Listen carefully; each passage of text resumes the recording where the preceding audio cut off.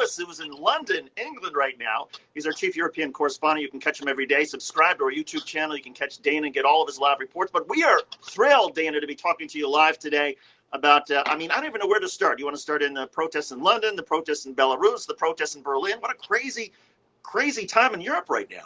Crazy protests. These protests are essentially against masks and against vaccines. And there is such a,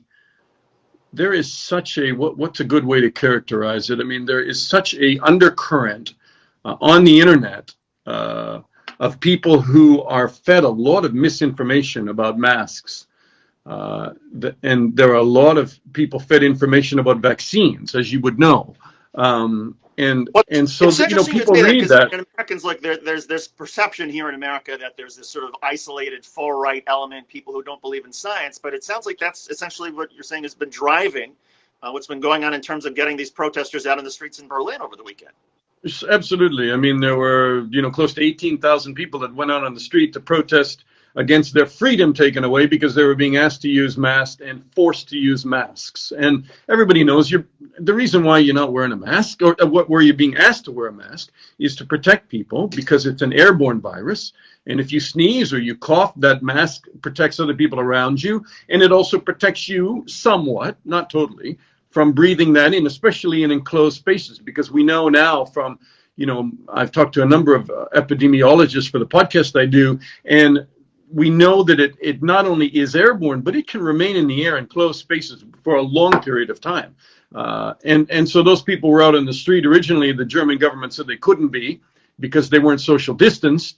And then they won an appeal in court. They went out, but then the police got an injunction. So the German police in front of the Brandenburg Gate cleared them. And this is while in London, we also had a similar demonstration here. But there was only a few thousand here, so it was much smaller. So I want to ask you about, we're talking, by the way, Dana Lewis, his podcast, which is a must subscribe. If you care about the world, you got to care about Dana Lewis's podcast. It's called The Backstory with Dana Lewis. You can get it on iTunes, Apple, everything else. I love that. Can I use that? If you care about the world, you've got to care about our podcast. I think people who care about the world definitely know who Dana Lewis is. He's had a remarkable career over at NBC, the CBC, Al Jazeera, where I had the opportunity to work with him. Terrific correspondent. He's got this amazing podcast. He's also our chief European correspondent for Quick Hits News, which is the daily broadcast we put out each day. And thanks to HAPS, this new technology we're using through iPhone, we're able to talk to Dana live. So, Dana, I got to get your take. It's now been a couple of weeks since the elections in Belarus. It seems like the protests against the results that Lukashenko claimed, it seems like those protests are only getting stronger. So do you care about, David, Belarus in America? Is it kind of like, where the hell is Belarus and why do I need to know?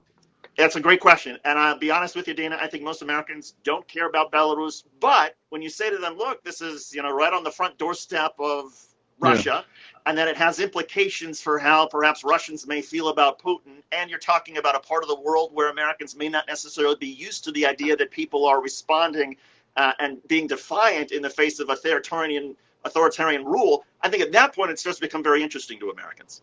Yeah, I care because I've covered all those countries from the former Soviet Union when I was based in Moscow. And I think the real tragedy, here it is.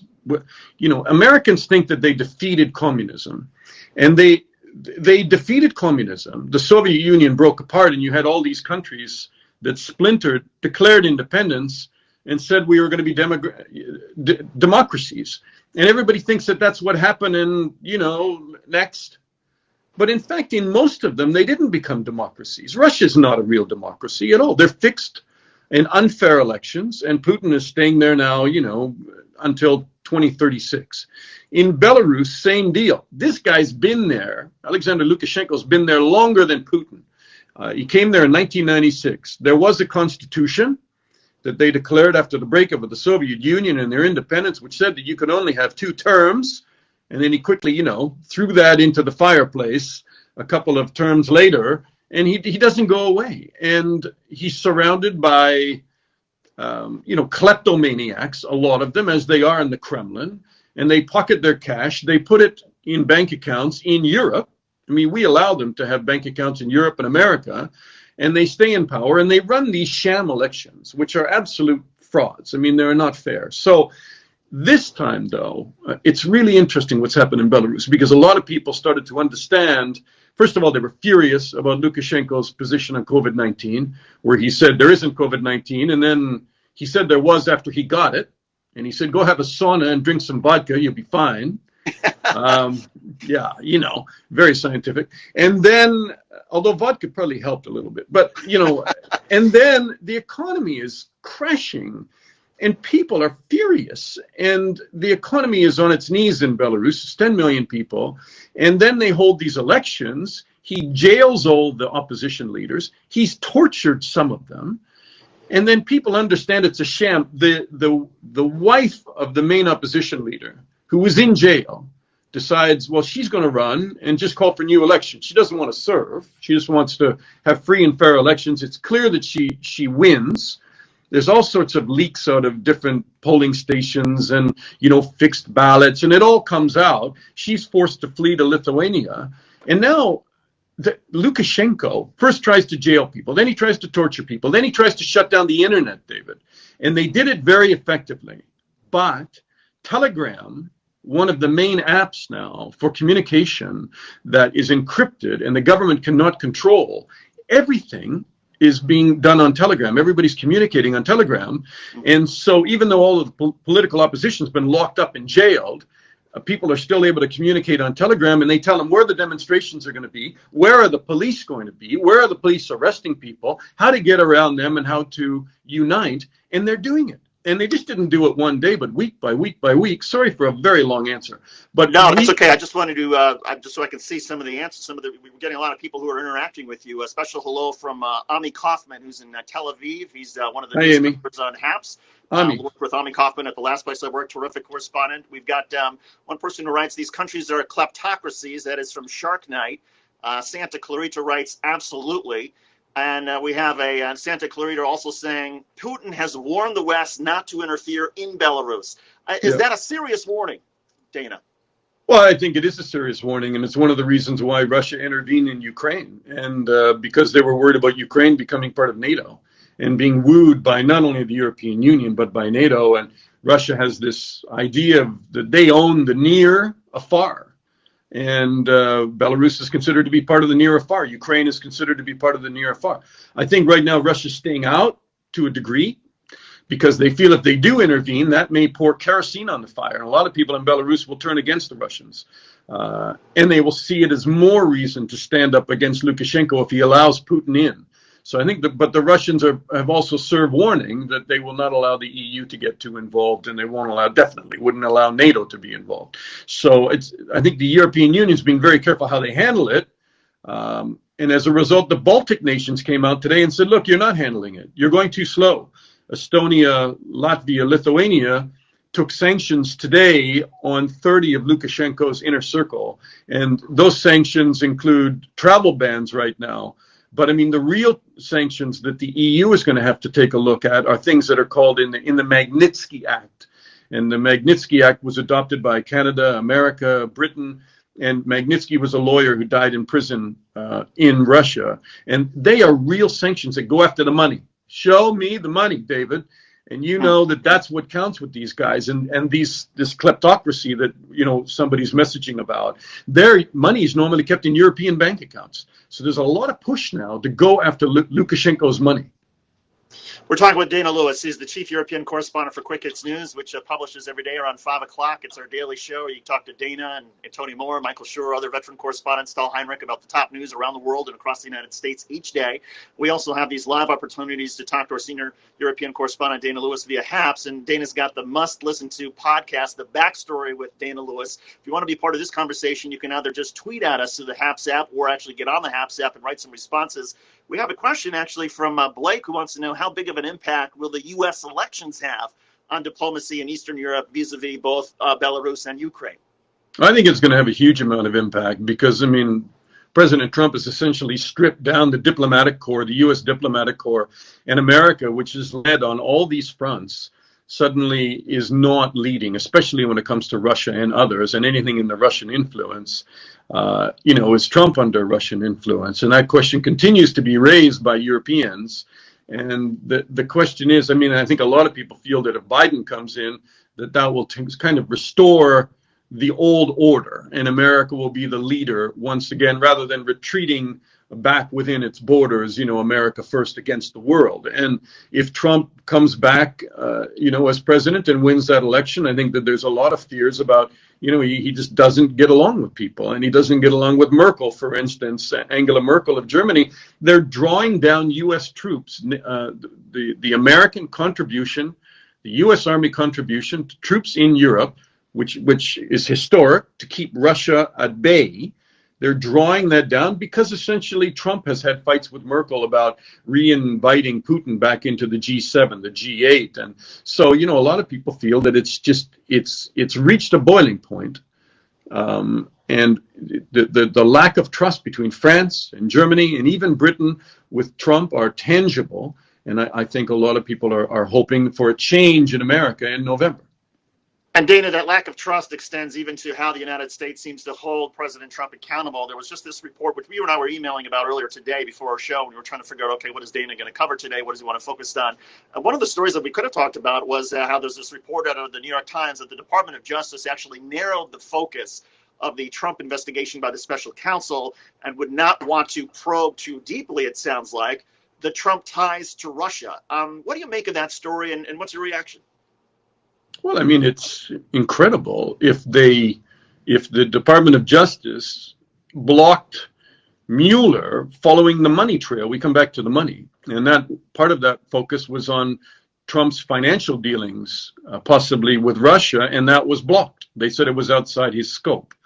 And so, there's just so many open ends on Trump's connections to Putin and Russia.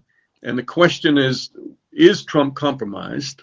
And I don't think it's ever been answered. Trump answers it all the time and denies it. But I mean, there are a lot of interesting investigations that have taken place that have gone not nowhere, but have been blocked. And so there's a lot of connections to Putin and why he continues to be so soft on the Russians. I mean, on everything from, now you have these bounty issues that did Russia, according to U.S. intelligence, issue bounties in Afghanistan to kill U.S. troops. And I talked to a lieutenant general who Ben Frakely, who is now retired, but he was in charge of 10th Mountain Division in Afghanistan. And I traveled with him in Afghanistan by Black Hawk, and I know him from Iraq. He's a very senior 3-star general.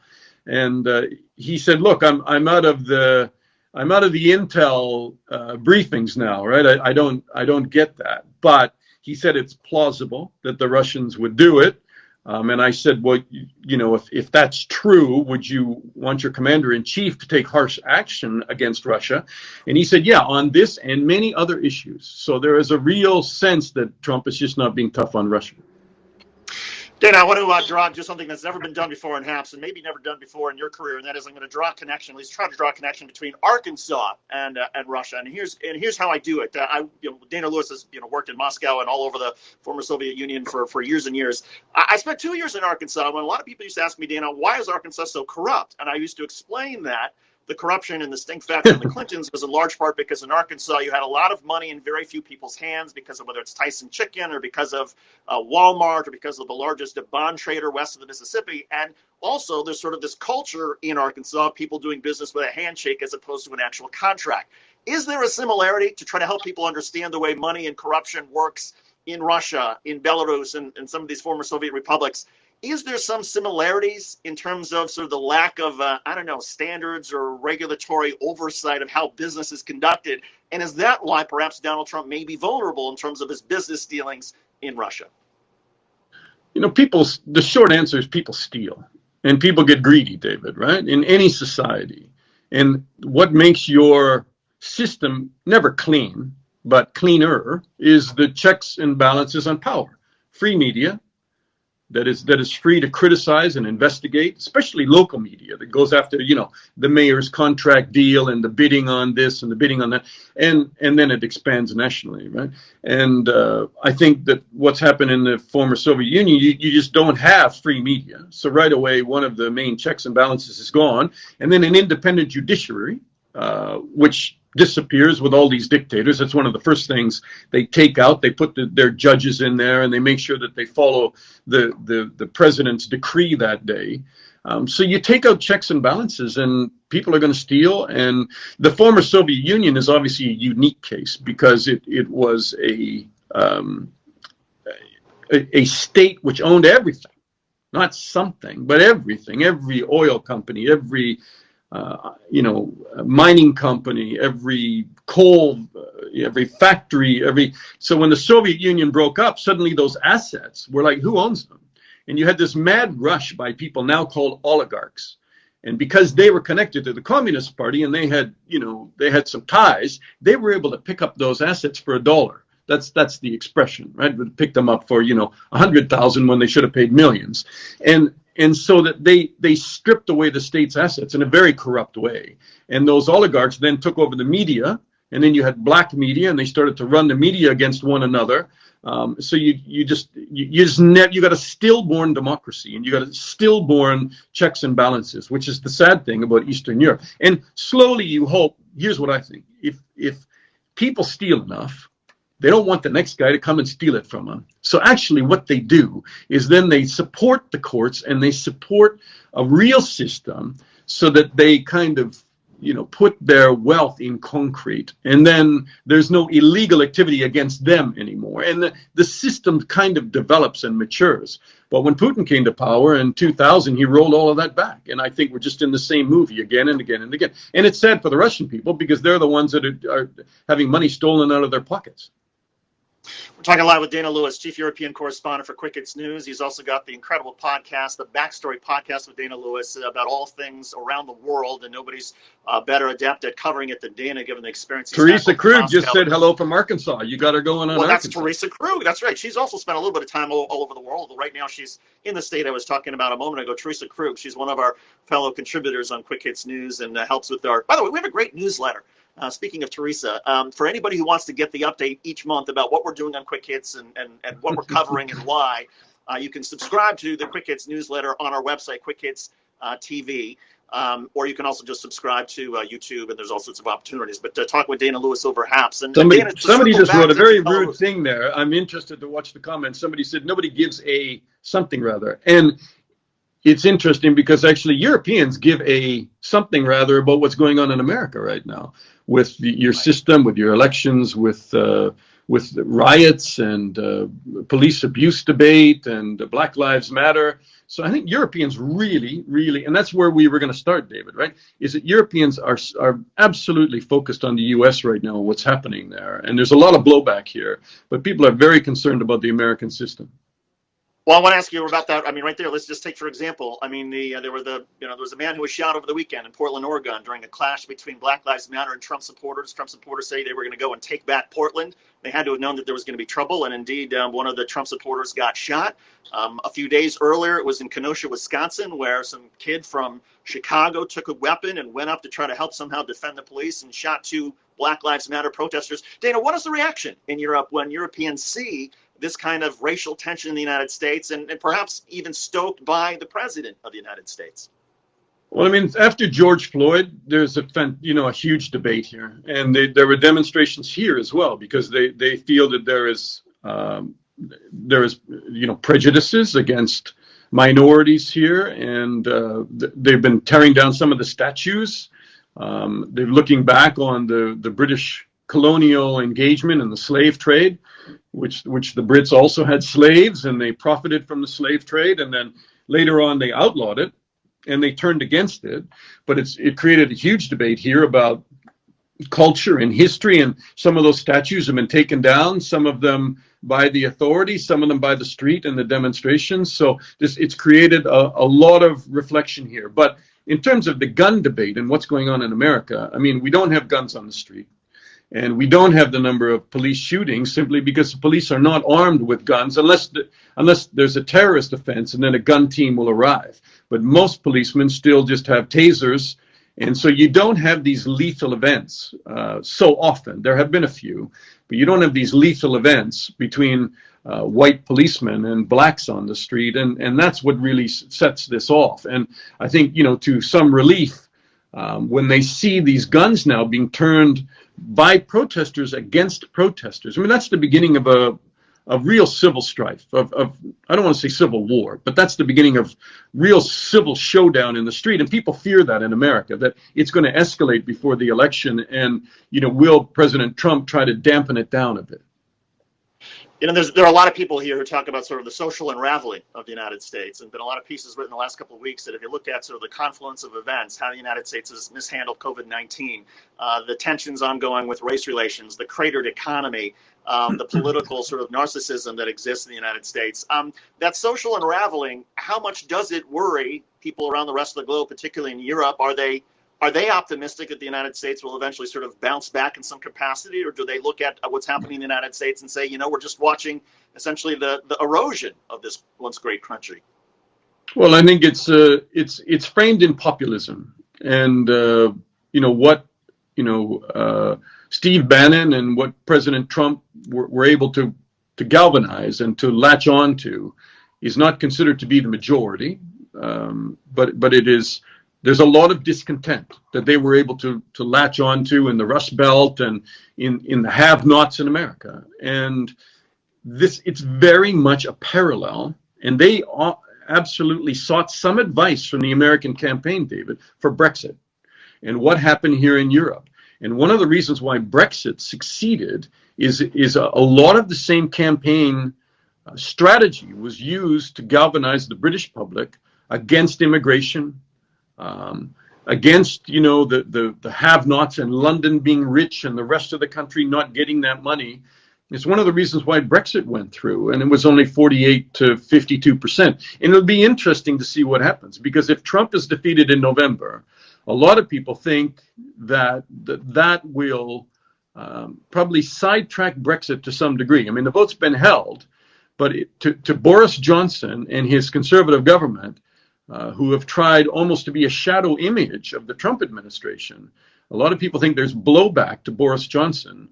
And then they're looking forward to getting a trade deal immediately with President Trump if he gets back in November. And that trade deal may evaporate in November if Biden gets in. So there are lots of parallels between what's happening there and what's happened here. And you see the same populism being tried in Hungary, in Italy. And it's interesting. Are we reaching the end of it, or are we just at the beginning of it? I don't know.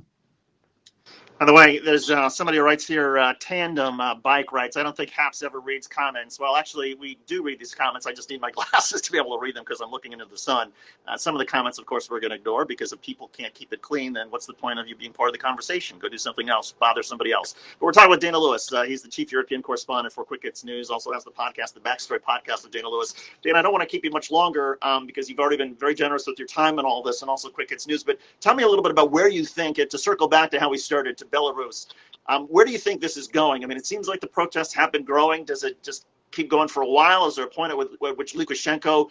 I mean, I was struck by, I saw a picture of some of the protesters who were like pushing baby carriages. So certainly there are some people in the streets who feel like there's not much danger of them gathering in mass in the streets. But where does all this go? Yeah, I mean, some Vicky Sherlock just wrote, I wouldn't count on it being over, and she's right. I talked to a young lady who's a journalist who I've been following on Twitter a lot out of Belarus, and I interviewed her last night for the podcast, which I'm going to put on Backstory later on this week.